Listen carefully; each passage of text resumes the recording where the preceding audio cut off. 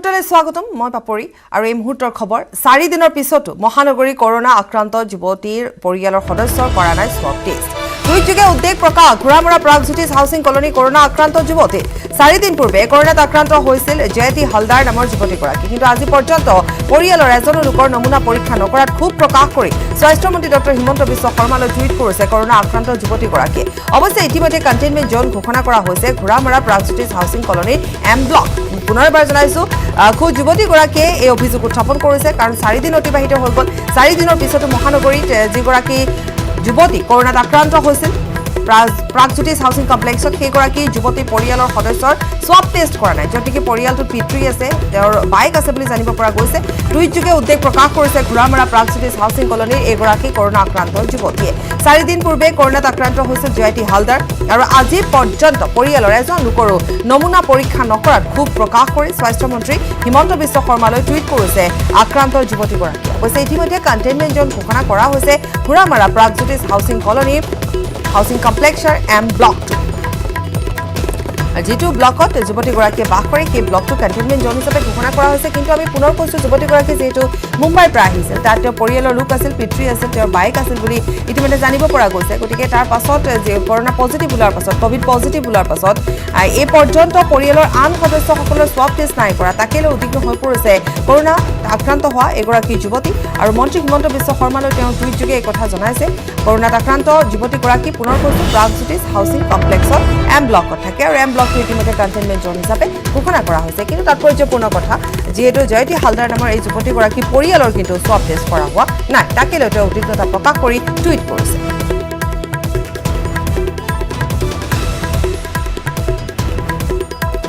আৰু পৰিয়ালৰ লোকৰ স্বাব টেষ্ট নকৰা তেওঁ ক্ষোভিত হৈ পৰিছে কাৰণ 4 দিন অতিবাহিত হৈছে গতিকে এই পৰ্যন্ত স্বাব টেষ্ট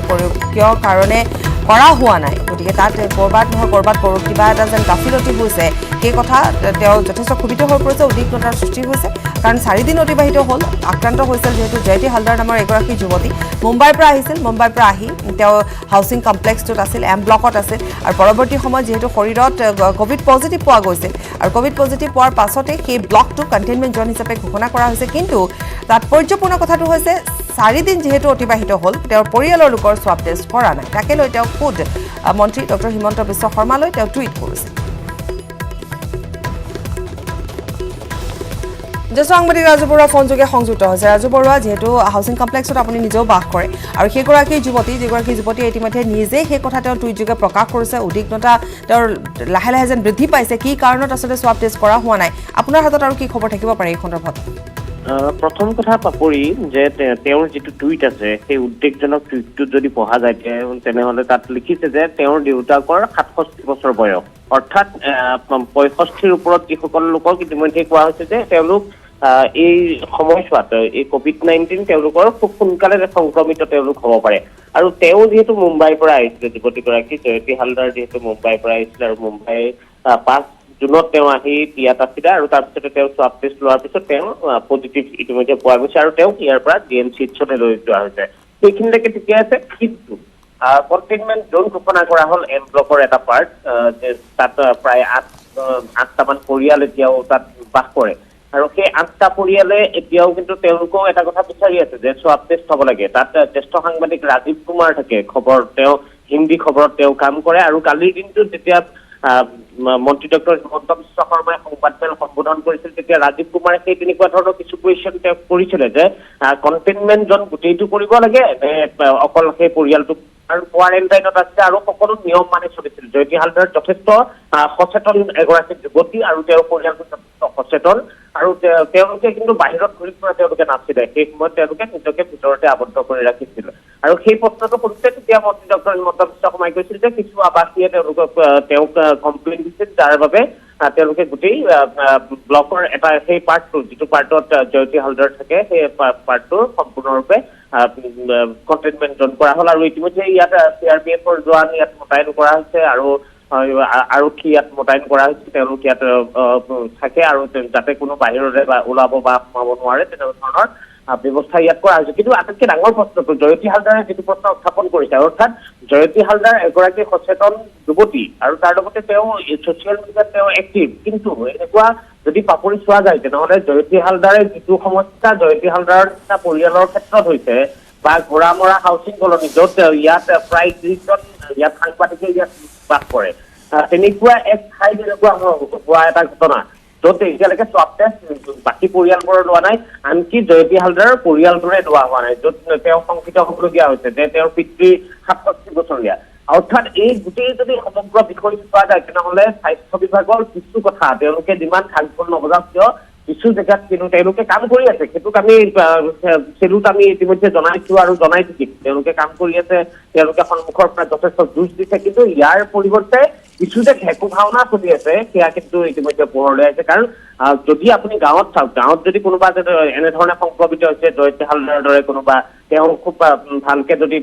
তেনেকুৱা খুব সচেতন নহয় মই তেনেকুৱা কথাই ক'ব বিচাৰিছো গাঁও বুলি নাই কোৱা বা চহৰতো তেনেকুৱা হ'ব পাৰে চহৰত তেনেকুৱা কোনোবা থাকিব পাৰে যি এনে কথাবোৰ নাজানে তেওঁ ছ'চিয়েল মিডিয়াত এক্টিভ নহয় তেওঁ লিখিব নোৱাৰে মন্ত্ৰী ডক্টৰ হিমন্ত বিশ্ব শৰ্মাৰে তেওঁ টুইট কৰিব নোৱাৰে তেনেকুৱা কোনোবা যদি সংক্ৰমিত হয় তেওঁৰ পৰিয়ালৰ যদি স্বাব টেষ্ট নকৰে তেওঁতো একো কথা নক'ব কোনো নাজানিব কিন্তু জয়তী হালদাৰে এই কথাটো পোহৰলৈ আনিছে অৰ্থাৎ এনেকুৱা ধৰণৰ ঘটনা ইয়াতে হৈ আছে 4 দিন ধৰি আজিলে 4 দিন হ'ল এই 4 দিনলৈকে কিন্তু স্বাব টেষ্ট তেওঁৰ পৰিয়ালৰ এতিয়ালৈকে কৰা হোৱা নাই এম ব্লকৰ সকলোৱে বিচাৰিছে এম ব্লকৰ প্ৰত্যেকগৰাকী যদি সেইটো কণ্টেইনমেণ্ট জ'ন কৰা হৈছে নিয়মমতে তেওঁলোকে কৰিছে যিহেতু সেইটো কণ্টেইনমেণ্ট জ'ন হৈছে তাৰ স্বাব টেষ্ট কৰিব লাগে আৰু কৰিলেও ইতিমধ্যে ৰাজীৱ কুমাৰে সেই কথাটোৱে কৈছে স্বাব টেষ্ট কৰি যদি পজিটিভ নাই অহা তেনেহ'লে আমাক ইয়াৰ পৰা ৰেহাই দিয়ক কাৰণ বহু পৰিয়ালৰ এনেকুৱা আছে জীৱন জীৱিকাৰ কথা আছে অৰ্থনৈতিক যুঁজখনৰ কথা কৈ থকা হৈছে তাৰ পৰিৱৰ্তে কিন্তু এনেকে যদি বন্ধ কৰি থোৱা হয় বন্ধ কৰি থলে কিন্তু সমস্যা সমাধান নহয় আমি সহাৱস্থান কৰিব লাগিব গতিকে এই ক্ষেত্ৰত যিখিনি কাম হৈ আছে এতিয়ালৈকে পাপৰি সেইখিনি কিন্তু খুব মানে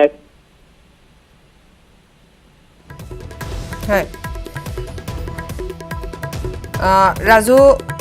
যোগাযোগ বিচ্ছিন্ন হৈছে ৰাজুৰ সৈতে আৰু ইতিমধ্যে ৰাজুৱে এইখিনি কথা জনালে আৰু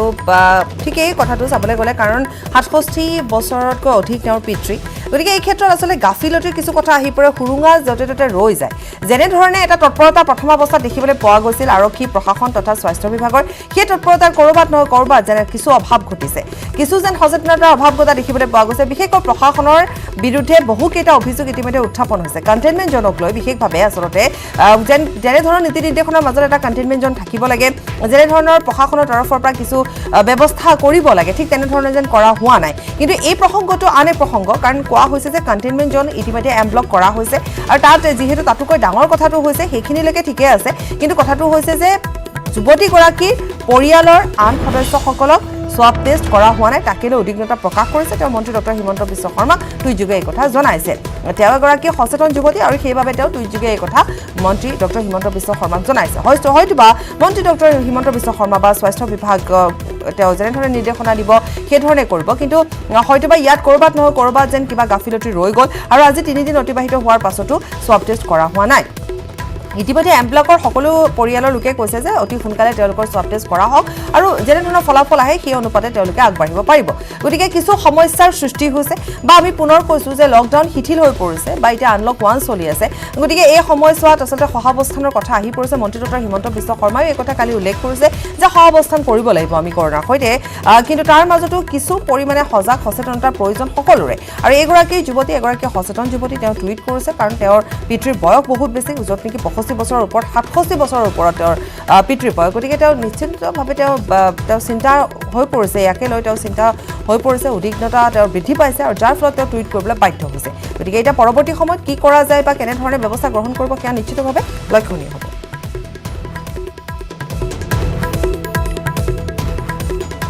আমি টুইটটো দেখুৱাইছোঁ এই মুহূৰ্তত টুইট কৰিছে কৰুণাকান্ত এগৰাকী সচেতন যুৱতীয়ে আৰু আমি পুনৰ কৈছোঁ প্ৰাগজ্যোতিষ হাউচিং কমপ্লেক্সত থকা এগৰাকী যুৱতীগৰাকী মুম্বাইৰ পৰা আহিছিল তেওঁৰ দেহত COVID-19 পজিটিভ পোৱা গৈছিল তেওঁৰ পিতৃৰ সৈতে থাকে তেওঁৰ বাইক থাকে গতিকে 3 দিন উকলি যোৱাৰ পাছতো কিহৰ বাবে স্বাব টেষ্ট কৰা হোৱা নাই তাকে লৈ তেওঁ উদ্বিগ্ন হৈ পৰিছে যথেষ্ট চিন্তনীয় বিষয় এয়া আৰক্ষী বিষয়া কৰোনাত আক্ৰান্ত হৈছে পাণবজাৰ থানাৰ এছআই প্ৰবেশনাৰী এছআই অভিজিত দলে কোভিড পজিটিভ পোৱা গৈছে পাণবজাৰৰ বিভিন্ন কণ্টেইনমেণ্ট জোনত নিয়োজিত আছিল দলে বিশ্বৰত্ন হোটেলত কোৱাৰেণ্টাইনত আছিল এছআই দলে বিশ্বৰত্ন হোটেলত কোৱাৰেণ্টাইন অৱস্থাত থাকোঁতে কোভিড পজিটিভ পোৱা গৈছে এছআই দলৰ শৰীৰত গুৱাহাটীত কৰোনা আক্ৰান্ত হৈছে আৰক্ষী বিষয়া আমি পুনৰ কৈছোঁ নাম প্ৰবেশনাৰী এছআই অভিজিত দলে কোভিড পজিটিভ পোৱা গৈছে তেওঁৰ দেহত বিভিন্ন কণ্টেইনমেণ্ট জোনত নিয়োজিত আছিল দলে বিশ্বৰত্ন হোটেলৰ কোৱাৰেণ্টাইনত আছিল এছআই দলে বলেনৰ সৈতে সংযুক্ত হৈছোঁ বলেন আৰক্ষী বিষয়া যিহেতু কোভিড-19 পজিটিভ পোৱা গৈছে তেওঁ বিভিন্ন কণ্টেইনমেণ্ট জোনৰ দায়িত্বত আছিল লগতে কোৱাৰেণ্টাইনতো আছিল বিশ্বৰত্ন হোটেলত 5 দিন ধৰি তাৰ পাছতে তেওঁৰ দেহত পজিটিভ পোৱা গৈছে বলেন হয় কৰোনাৰ বিৰুদ্ধে সন্মুখৰ পৰা যিসকলে যুঁজ কৰি আছে তাৰে ভিতৰত চিকিৎসক আৰু আৰক্ষী এই দুগৰাকী এই দুটা আচলতে পদৰ পৰা বিষয় আচলতে দেখিব পোৱা গৈছে সন্মুখ ভাগৰ পৰা তেখেতসকলে যুঁজ কৰিছে কৰোনাৰ বিৰুদ্ধে আৰু তেনে এই মুহূৰ্তলৈকে 6 গৰাকী চিকিৎসক আক্ৰান্ত হৈছে কোভিড-19ত আৰু তাৰ পিছত আমি দেখিবলৈ পালোঁ যে আৰক্ষীও আক্ৰান্ত হৈছে আৰু যোৱাকালি যিগৰাকী অভিজিত দলে নামৰ এগৰাকী পাণবজাৰ থানাৰ এছআই তেখেতেও আক্ৰান্ত হৈছে আৰু বৰ্তমান MMCHত তেখেতে চিকিৎসাধীন হৈ আছে শেহতীয়া সময়ছোৱাত পাণবজাৰ এলেকা অঞ্চলত পাণবজাৰ থানাৰ অধীনত প্ৰায় 6টাকৈ জনত আচলতে তাত কণ্টেইনমেণ্ট জোন ঘোষণা কৰা হৈছিল আৰু 6টাকৈ সেই কণ্টেইনমেণ্ট জোনত প্ৰতিটোতে আচলতে তেখেতৰ দায়িত্বত আছিলে বা তেখেতৰ চোৱাচিতাত আছিলে আৰু তেনে সন্দেহ কৰা হৈছে যে তেনেকুৱা কণ্টেইনমেণ্ট জোনত যোৱাৰ পিছত তেখেতে শাৰীৰিকভাৱে অসুস্থতা হৈছিলে জ্বৰ হৈছিলে কাহ হৈছিলে হাঁচি হৈছিলে আৰু তাৰ পিছত তেখেতে বিশ্বৰত্ন হোটেলত কোৱাৰেণ্টাইনত আছিলে 10 জুনৰ পৰা আৰু তাৰ পিছত যোৱা নমুনা সংগ্ৰহ কৰা হৈছিল নমুনা পৰীক্ষাৰ পিছত প্ৰতিবেদন আহিছে যে তেখেতৰ দেহত কোভিড-19 ধৰা পৰিছে আৰু তাৰ পিছত MMCHত এই মুহূৰ্তত চিকিৎসাধীন হৈ আছে বিষয়টো অতি জটিল কাৰণ আমি দেখিবলৈ পালোঁ যে কেন্দ্ৰীয় কাৰাগাৰত হৈছে আৰু দেখিব পোৱা গৈছে ঠিক একেদৰে সেই যি চুৰক ধৰিবলৈ গৈছিলে সেই আৰক্ষী কোৱাৰেণ্টাইন থাকিব লগা হৈছে বা এই সমগ্ৰ যি চেইনডাল আমি দেখিবলৈ পালোঁ যে ক্ৰমাৎ পৰিস্থিতি যথেষ্ট জটিললৈকে আগবাঢ়িছে আৰু তেনে সময়ছোৱাত এই যিসকলে আচলতে কৰোনাৰ বিৰুদ্ধে যুঁজ কৰি থকা যিসকলে প্ৰথম শাৰীত থাকি যুঁজ কৰিছে তেখেতসকলে এই ধৰণৰ যদি আক্ৰান্ত হয় তেতিয়াহ'লে পৰিৱেশ নিশ্চিতভাৱে আৰু জটিল হোৱাৰ সম্ভাৱনা আছে আৰু সেইসকলৰ উদ্দেশ্যে আচলতে নিশ্চিতভাৱে আৰু অধিক সাৱধানতা লোৱাৰ এই মুহূৰ্তত প্ৰয়োজনীয়তা আছে কাৰণ যদি আপুনি দেখিবলৈ পায় থানা এখনৰ চৌহদত দেখিব পোৱা যায় যে বিভিন্ন অভিযোগত বা বিভিন্ন লোকে বিভিন্ন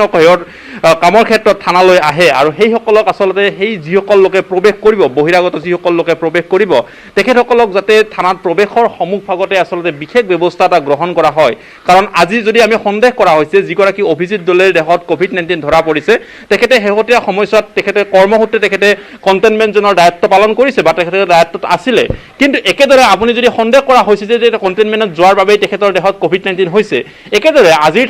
তাৰিখত পাণবজাৰ থানাখন কিমান সুৰক্ষিত তাকে লৈ প্ৰশ্ন আহিছে মাথন পাণবজাৰ থানাই নহয় বাকী থানাসমূহ কিমান সুৰক্ষিত কাৰণ বিভিন্ন স্থানৰ লোক সেই থানাত প্ৰৱেশ কৰে বা থানালৈ যায় তেখেতসকলৰ কামৰ বাবে কিন্তু সেইসকল লোক প্ৰৱেশৰ পাছত তেখেতসকলে কিমান ধৰণৰ সাৱধানতা অৱলম্বন কৰিছে বা আৰক্ষীয়ে এই সকলো বিষয়টো কি ধৰণৰ গ্ৰহণ কৰিছে এয়া এই মুহূৰ্তত ডাঙৰ প্ৰত্যাহ্বান হৈ থিয় দিছে কাৰণ যদি তেখেতসকল এই ধৰণৰ এটা পৰিৱেশৰ সন্মুখীন হয় বা তেখেতৰ এই ধৰণৰ এটা আতংকময় এটা পৰিৱেশৰ সৃষ্টি হয় যে যিসকলে আচলতে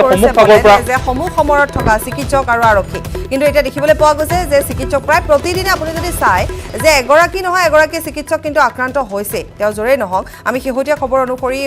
ৰাজ্যৰ বিভিন্ন প্ৰান্তৰ চিকিৎসকসকল আক্ৰান্ত হৈছে আৰু আনহাতে আৰক্ষী বিষয়া আক্ৰান্ত হৈছে কোৱাৰেণ্টাইনত আছে আৰক্ষী বিষয়া এতিয়া 12-13 জন গতিকে এতিয়া চাবলৈ গ'লে সমূহ সময়ত থকা লোকে আক্ৰান্ত হৈছে কোভিড পজিটিভক গতিকে চিন্তনীয় বিষয় এই মুহূৰ্তত বলে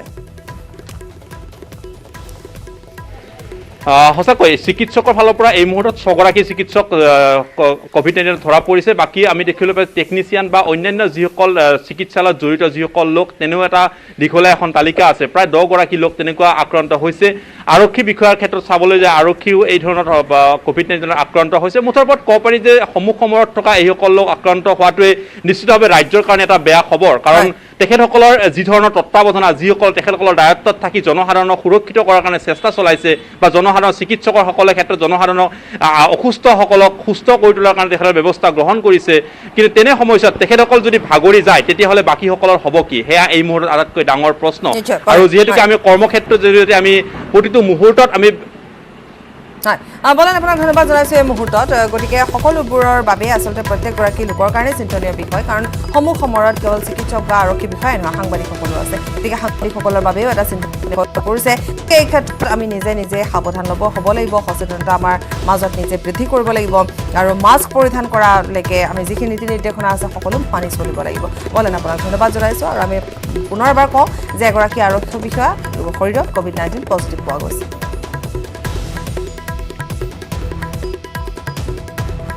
ইফালে তেজপুৰ কেন্দ্ৰীয় কাৰাগাৰত কৰোনাত আক্ৰান্ত হৈছে কয়দী কৰোনাক্ৰান্ত কয়দীজনৰ নাম হৈছে গগন ৰাজবংশী কৰোনাত আক্ৰান্ত কয়দীজনক TMCHত ভৰ্তি কৰা হৈছে গগন ৰাজবংশী ঘৰ কাহিলীপাৰা জনকপুৰত 9 জুনত হাতীগাঁও আৰক্ষীয়ে গ্ৰেপ্তাৰ কৰিছিল গগনক 10 জুনত আদালতত হাজিৰ কৰোৱা হৈছিল গগনক আদালতত হাজিৰৰ পিছতে প্ৰেৰণ কৰিছিল তেজপুৰ কেন্দ্ৰীয় কাৰাগাৰলৈ কয়দী কৰোনাত আক্ৰান্তৰ পিছতে তেজপুৰ কেন্দ্ৰীয় কাৰাগাৰত হাহাকাৰ পৰিস্থিতিৰ উদ্ভৱ হৈছে তেজপুৰ কেন্দ্ৰীয় কাৰাগাৰত আছুতীয়া কক্ষ স্থাপন কৰা হৈছে আছুতীয়াকৈ ৰখা হৈছে গগনৰ লগত থকা কয়দী গগনৰ লগত থকা কয়দীৰ আজি স্বাব টেষ্ট কৰা হ'ব হাহাকাৰ লাগিছে হাতীগাঁও আৰক্ষী থানাতো হাতীগাঁও আৰক্ষী থানাৰ 12 জন বিষয়া কৰ্মচাৰীক ইতিমধ্যে কোৱাৰেণ্টাইনত ৰখা হৈছে হোটেল লিলিত কোৱাৰেণ্টাইন কৰা হৈছে 12 জন আৰক্ষী বিষয়া কৰ্মচাৰী পুনৰ কৈছো তেজপুৰ কেন্দ্ৰীয় কাৰাগাৰত কৰোনাত আক্ৰান্ত কয়দীজনৰ নাম হৈছে গগন ৰাজবংশী কৰোনাত আক্ৰান্ত কয়দীজনক TMCHত ভৰ্তি কৰোৱা হৈছে গগন ৰাজবংশী ঘৰ কাহিলীপাৰা জনকপুৰত 9 জুনত হাতীগাঁও আৰক্ষীয়ে গ্ৰেপ্তাৰ কৰিছিল গগনক 10 জুনত আদালতত হাজিৰ কৰোৱা হৈছিল গগনক আদালতত হাজিৰৰ পিছতে প্ৰেৰণ কৰিছিল তেজপুৰ কেন্দ্ৰীয় কাৰাগাৰলৈ কয়দী কৰোনাত আক্ৰান্তৰ পিছতে এতিয়া তেজপুৰ কেন্দ্ৰীয় কাৰাগাৰত হাহাকাৰ পৰিস্থিতিৰ সৃষ্টি হৈছে তেজপুৰ কেন্দ্ৰীয় কাৰাগাৰত আছুতীয়া কক্ষ স্থাপন কৰা হৈছে আছুতীয়াকৈ ৰখা হৈছে গগনৰ লগত থকা কয়দীক গগনৰ লগত থকা কয়দীৰ আজি কৰা হ'ব স্বাব টেষ্ট হাহাকাৰ লাগিছে হাতীগাঁও আৰক্ষী থানাতো হাতীগাঁও আৰক্ষী থানাৰ 12 জন বিষয়া কৰ্মচাৰীক কোৱাৰেণ্টাইন কৰা হৈছে হোটেল লিলিত কোৱাৰেণ্টাইন কৰা হৈছে 12 জন আৰক্ষী বিষয়া কৰ্মচাৰী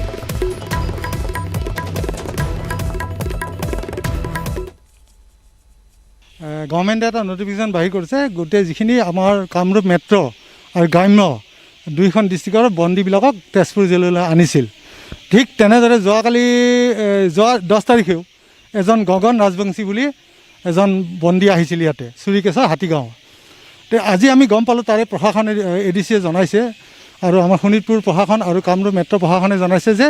এই গগন ৰাজবংশী নামৰ যিজন বন্দী সেইজনৰ পজিটিভ ওলাইছে কোভিড এতিয়া লগে লগে আমি আমাৰ প্ৰশাসনক জনালোঁ পুলিচ আহিল এস্কৰ্ট দিলোঁ দি এইটো TMCত পঠাই দিয়া হৈছে ট্ৰিটমেণ্টৰ কাৰণে আৰু তাৰ লগত যিখিনি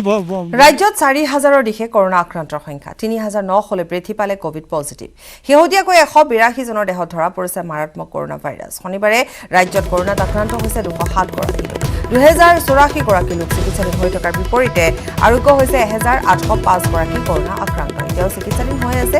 2084 গৰাকী আৰু ইতিমধ্যে আৰোগ্য হৈছে 1,805 আৰু ইফালে দ্ৰুতগতিত বৃদ্ধি পাইছে কিন্তু কোভিড পজিটিভৰ সংখ্যা আৰু 3,900লৈ বৃদ্ধি পাইছে কৰোনাত আক্ৰান্তৰ সংখ্যা আৰু শেহতীয়াকৈ 182 জনৰ দেহত ধৰা পৰিছে মাৰাত্মক কৰোনা ভাইৰাছ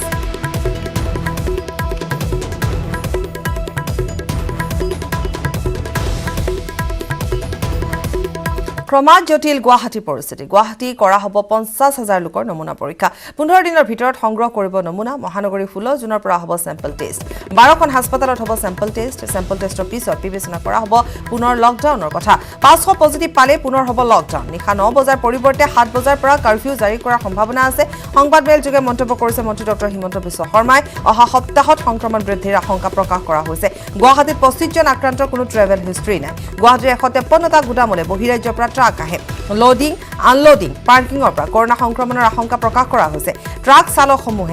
চালকসকলে খোৱা ধাবাসমূহত স্বাস্থ্য বিভাগৰ নিৰীক্ষণত আছে অহা সপ্তাহত ৰোগীৰ সংখ্যা বৃদ্ধি পোৱাৰো সম্ভাৱনা আছে 2 মাহৰ ভিতৰত ভেকচিন অহাৰ সম্ভাৱনা আছে মন্ত্ৰী ডক্টৰ হিমন্ত বিশ্ব শৰ্মাই এই কথা সদৰি কৰিছে আৰু বিশেষভাৱে আমি জনাই গৈছোঁ কালিৰ দিনটোত যি সংবাদমেলৰ আয়োজন কৰিছিল সেই সংবাদমেলত জনোৱা হৈছে যে যিগৰাকী শেহতীয়াভাৱে যিকেইগৰাকী অৰ্থাৎ 25 গৰাকী আক্ৰান্ত হৈছে তেওঁলোকৰ কোনো ধৰণৰ ট্ৰেভেল হিষ্ট্ৰী নাই গতিকে বহিৰাজ্যৰ পৰা লোডিং আনলোডিঙৰ বাবে যিসমূহ ট্ৰাক আহে গতিকে তাৰ পৰা সংক্ৰমণ হোৱাৰ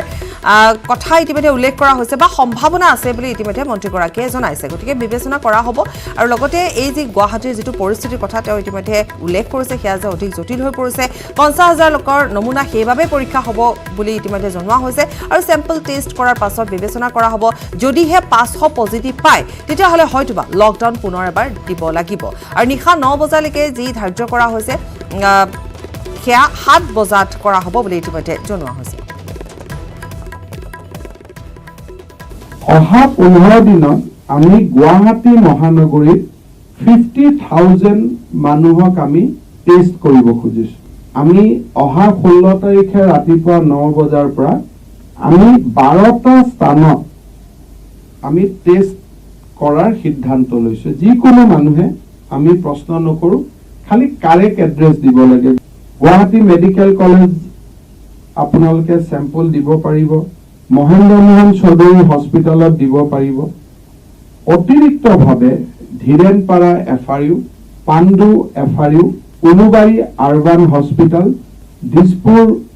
capital dispensary, Khanapara state dispensary, Bhetapara state dispensary, Lakhra state dispensary, Bamuni Maidam state dispensary, Shantipur state dispensary আৰু ওদালবাকৰা মিনি PHC। আৰু প্ৰথম 7 দিন টেষ্ট কৰাৰ পিছত আমি যদি পৰিৱেশৰ অৱনতি লক্ষ্য কৰোঁ, তেতিয়াহ'লে পৰৱৰ্তী লকডাউন আদিৰ দৰে আমি সিদ্ধান্ত, সময় সাপেক্ষ সিদ্ধান্ত আমি ল'ব লাগিব, বাট নট বিফৰ টেষ্টিং। কাৰণ কোনো ডেটা নোহোৱাকৈ 25 জনৰ ওপৰত আমি সিদ্ধান্ত ল'ব নোৱাৰোঁ। বাট আফটাৰ 50,000 টেষ্ট আমি যদি চাইজেবল পজিটিভ পাওঁ, তেতিয়াহ'লে হয়তো মহানগৰীৰ ৰাইজে দ্বিতীয়বাৰৰ বাবে লকডাউনৰ বাবে নিজক সাজু কৰিব লাগিব। আমাৰ 50,000 টেষ্ট কৰাৰ পিছত যে আমি 500 পাই গ'লো, তেতিয়াহ'লেতো আমি লকডাউন কৰিব লাগিব চেইনটো ব্ৰেক কৰাৰ কাৰণে। গুৱাহাটীত ছ'চিয়েল ডিষ্টেন্সিংটো আমি খুব ষ্ট্ৰিক্ট কৰিব খুজিছোঁ। আৰু হয়তো আমি যিটো 9টা বজালৈকে কাৰফিউ ৰিলেক্স কৰিছিলোঁ, এইটো হয়তো আমি 7টালৈকে আমি আগবঢ়াই দিবলগীয়া হ'ব পাৰে। গতিকে চাম মেজাৰ্ছ উইল কাম, কিন্তু তাৰ আগতে আমি টেষ্টিংখিনি কৰি ল'ব খুজিছোঁ, যাতে মানুহে ভুল নুবুজে। খবৰ আৰু আছে।